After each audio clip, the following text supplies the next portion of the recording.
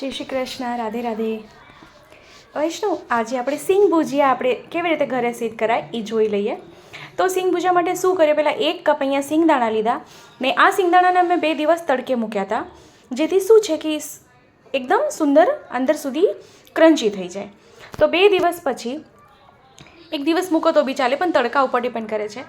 તો એને ખાલી ધોઈ લેવાનું છે, જરાક એવું જલ કરીને એને જરાક એવું ધોઈ કાઢવાનું છે, પલાળવાનું નથી, એ ધ્યાન રાખવાનું છે. તો અહીંયા આપણે આ લીધું છે કોર્નફ્લાવર, એટલે આરારોટ આવે એ લીધું છે 1 ચમચી, અને એની સાથે આપણે બધો મસાલો પધરાવવાનો છે. મસાલો શું પધરાવવાનો છે? સિંધાલુ, અડધી ચમચી લાલ મરચું પાવડર, 1/4 ચમચી હળદર, અને આ છે શ્યામ તીખા એટલે કાલી મિર્ચ 1/4 ચમચી, ચાટ મસાલો, આમચૂર પાવડર 1 ચમચી, અને સાથે ચાટ મસાલો એ પણ 1 ચમચી.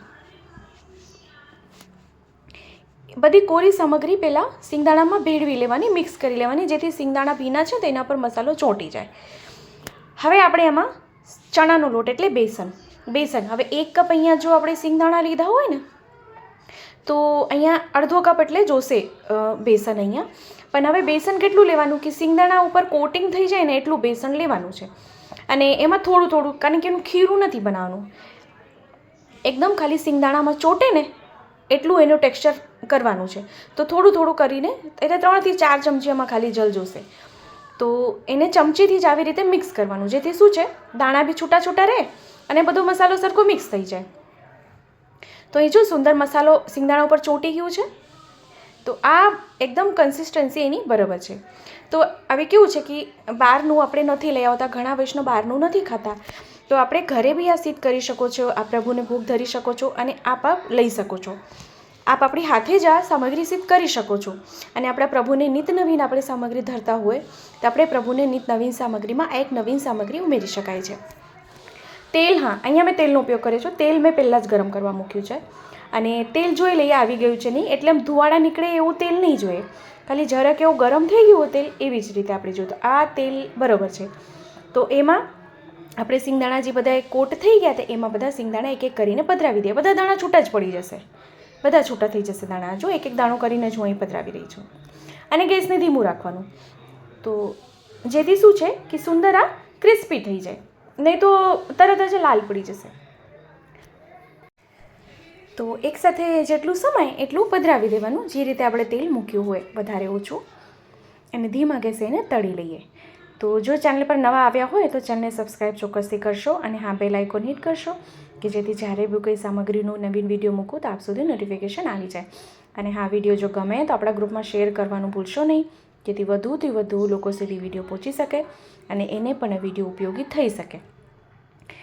ઘણા વૈષ્ણવની બધી અલગ અલગ સામગ્રીની ડિમાન્ડ છે, તો એક એક કરીને હું બધી સામગ્રી આપ સાથે શેર કરીશ.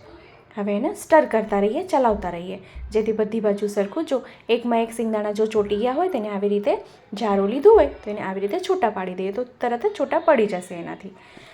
તો એકદમ ગોલ્ડન બ્રાઉન થઈ જાય ત્યાં સુધી આપણે એને તળી લઈએ. તો અહીં જો એનો રંગ એકદમ સુંદર બદલાઈ ગયો છે, એનો રંગ ખૂબ જ સુંદર આવી ગયો છે, એકદમ ગોલ્ડન બ્રાઉન થઈ ગયા છે, બહાર મળે એના કરતાં બી સુંદર. હવે આવી રીતે જ બધા સિંગ ભુજિયા આપણે તળી લઈએ. હવે એને પ્લેટમાં આપણે કાઢી લઈએ. અને હા, ઉપરથી આમાં કિંચિત ચાટ મસાલો અને કિંચિત શ્યામ તીખામાં પધરાવવાના છે, જેથી ઉપરથી એનો સ્વાદ ખૂબ સરસ આવી જાય. અને સરખું એને મિક્સ કરી લેવાનું છે. તો ખૂબ સરસ અને સુંદર સિંગ ભુજિયા સિદ્ધ થઈ ગયા છે.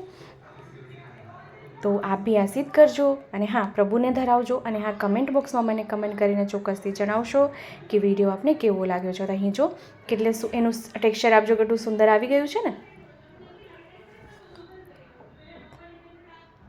તો એને એક પાત્રમાં સાજી લઈએ. તો વિડીયો ગમે હોય તો કમેન્ટ ચોક્કસથી કરશો, કમેન્ટ કરીને જણાવશો કે વિડીયો આપને કેવો લાગ્યો છે.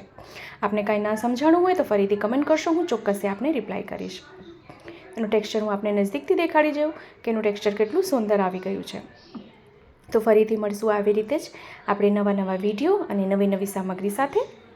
ત્યાં સુધી આપ સૌને મારા જય શ્રી કૃષ્ણ.